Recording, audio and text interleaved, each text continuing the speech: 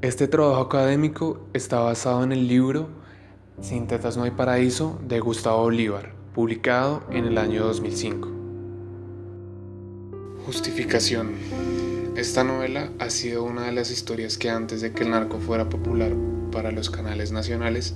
expuso al resto del país y al mundo un real acercamiento a la grave situación social y política por la que éste y su pueblo se han sumergido, dejando a la luz que la violencia y la corrupción tiene también un trasfondo humano que va más allá del dinero. Mi acercamiento con la historia fue hace 7 años en cine, cuando el también escritor de la novela, Gustavo Bolívar, estrenó como guionista y director la película de Sin tetas no hay paraíso. La historia me impactó sobre todo porque aunque era ficción, nada estaba alejada de la realidad. Tiempo después me llamó la atención el libro, pero nunca lo leí, porque las narconovelas parecían que nacieran de una quebrada todos los días, la franja televisiva de Caracol y RCN, y como televidente sentía que todo era un poco de lo mismo, pero bajo otros personajes y en otro lugar. Aún así sabía que el libro de Gustavo Bolívar podría alimentar más lo que ya conocía de la historia desde lo que muestra la película, y así fue. Descubrí un 100% más sobre el verdadero sentido de la historia.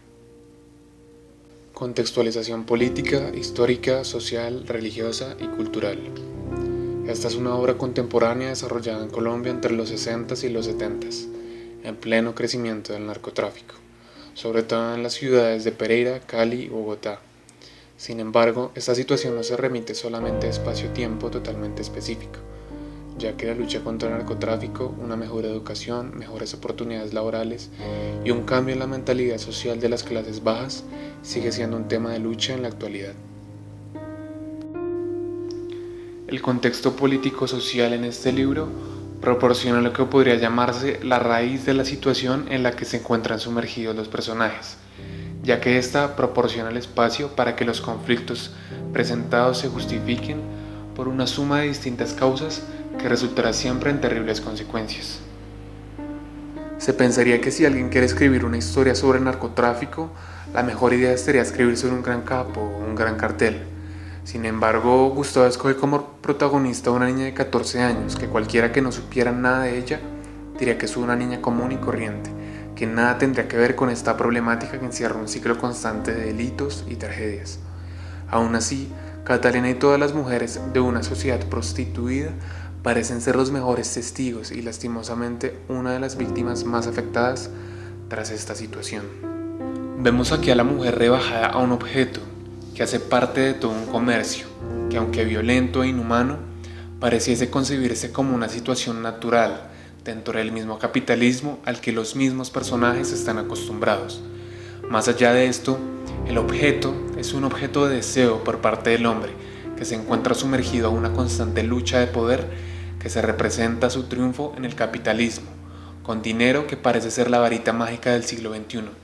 porque todo lo hace realidad. La competencia y el puesto de poder entre los animales es algo completamente natural desde su estado más primitivo. El problema radica en que se ha creado un tipo de mentalidad social en donde la competencia nace de una supervivencia humana,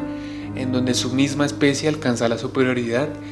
y el poder cueste lo que cueste, y no solo con dinero, sino también con la propia vida, la que supone la sociedad y la ley como derecho fundamental de todo ser humano. Esto se debe a múltiples condiciones de una sociedad corrupta, mutilada, donde la superficialidad es no más que una forma en que este problema se hace manifestar en la calidad. En Colombia, los orígenes de la industria del narcotráfico pueden localizarse de manera significativa desde el comienzo de la segunda mitad del siglo XX, como consecuencia de al menos 5 factores: la crisis de la producción agrícola, la crisis de la producción textil, el desarrollo de la actividad del contrabando, la violencia política y la lógica demanda-prohibición, adicción-consumo. De esta manera, la violencia en Colombia, aunque se remonta muchas décadas atrás, se le sumó una problemática social, política, económica y cultural, en la que aún hoy en día es la lucha, aunque ha dado frutos. Sigue en la constante búsqueda de la verdadera libertad del ser humano. Apreciaciones personales. Sin tetas no hay paraíso concibe para mí en su argumento el factor más afectado de la violencia y paradójicamente el mismo causante de esta, el hombre y su derecho y deber con la dignidad y el respeto de la vida. Los efectos y la manera en que la envidia, el poder, la avaricia, la superficialidad, el machismo y otros conflictos que se manifiestan